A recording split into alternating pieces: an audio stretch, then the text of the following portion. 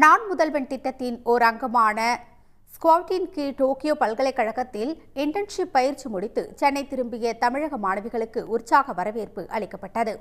கடந்த 2022ஆம் ஆண்டு மார்ச் 1ஆம் தேதியன்று தமிழ்நாடு முதலமைச்சரால் நான் முதல்வன் திட்டம் தொடங்கி வைக்கப்பட்டது.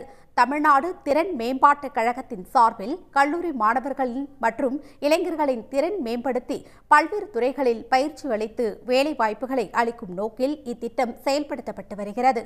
அதன் ஓர் அங்கமான ஸ்கவுட் திட்டத்தின் கீழ் தேர்வு செய்யப்பட்ட 4 மாணவிகள் டோக்கியோவில் உள்ள கியோட்டோ பல்கலைக்கழகத்தில் பயிற்சி பெற்று சென்னை திரும்பினர். SDCAல திறன் மேம்பாட்டு திட்டமான நான் முதல்வன் மூலியமாக நாங்கள் இதுக்கு செலக்ட் ஆயிருந்தோம். ஜப்பான் இன்டர்நேஷனல் இன்டர்ன்ஷிப் ப்ரோக்ராம்க்கு நாங்கள் செலக்ட் ஆயிருந்தோம்.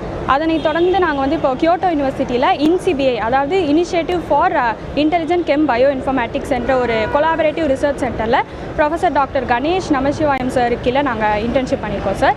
ஹெல்த்தி ஏஜிங் பற்றி இப்போவே எங்களுக்கு அதுக்கான எஜுகேஷன் கிடைச்சனால நாங்கள் எல்லாருமே ரொம்ப கிரேட்ஃபுல்லாக ஃபீல் பண்ணுறோம். ஹெல்த்தி ஏஜிங் இல்லாமல் நானோ particle synthesis, Nanopore sequencing, transmission electron microscope, cell culture, இது எல்லாத்துலேயுமே நாங்கள் ஹேண்ட்ஸோட ஒர்க் பண்ணி எங்கள் எக்ஸ்பீரியன்ஸ் கெயின் பண்ணிக்கிட்டோம்.